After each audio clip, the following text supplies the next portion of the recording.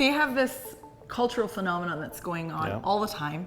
We call it rubberneck syndrome, right? You're just commuting, you're on your way home from work, everything starts to bottleneck and slow down, and you just know there's a looky-loo scenario happening on the side of the road. Everybody craning their neck to see what's happened. Yeah, happened to me on Monday. Right, all the time. And then you have this other thing that we talk about now culturally, they refer to it as tragedy porn. It's like this way of engaging news or media stories that really are appealing to the tragedy kind of as a form of entertainment. But I think part of the appeal in this and why it's a phenomenon is because it shocks us and maybe it makes us feel alive, but it can also leave us feeling deeply unsettled. And we're left with this question, how did it happen? I mean, it's not just out there, it's not just in social media, it's happening in the church world too. It's happening to people we know, and churches are imploding, and we hear in the grapevine such and such happened to so-and-so, and we're just in shock. Right, and you and I could probably think of scenarios, you just have to think for 5 seconds about the last month even in the church, Big C, and you can think of multiple scenarios that have unfolded that would fit, where just these types of things have happened, and it feels a little bit like we're doing this, what just happened? How? We're left with that unsettledness. And so we're not even just trying to go, how did this happen? We're really asking the question, how do we prevent it? How do we keep scenarios like this from being systemic?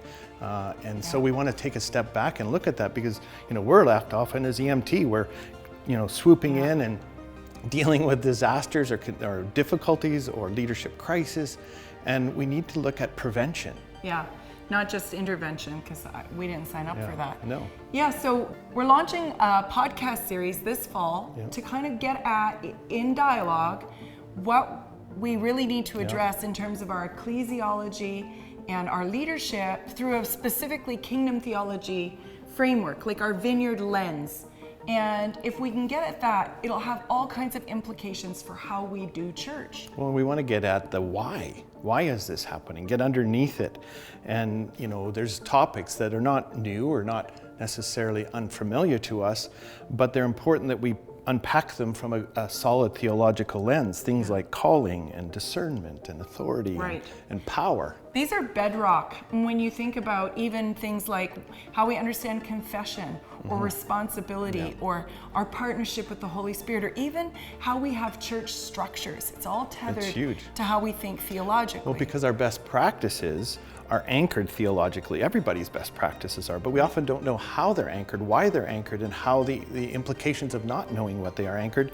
And then we anchor them in our values and our practices. It's real world events and situations that we want to look at.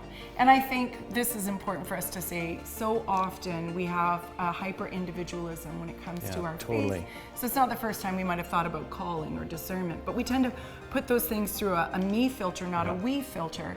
But the implications with these scenarios that keep unfolding, if we really want to get at prevention, we have to get at the we, and we have to do it as a we. So we're going to offer pod groups, and those pod groups are going to be we. Those that are being part and join the podcast will meet in pod groups once a month, and then we as a foundation team will join in from time to time so we can process and wrestle together on the we component of this, because it's not only we that's impacted, it's we that's involved. Right, and we need to all together be a part of the prevention process for the future health of the Vineyard in Canada. So we think this is exciting. We think it's dynamic. We feel like it's fresh. We feel like the Lord's given to us. And so I think our question to you is, are you in? Yeah, so please stay tuned. There's going to be more info coming soon for the podcast series rolling out this fall and the pod groups that you can participate in. And we really hope that you join us. Yes.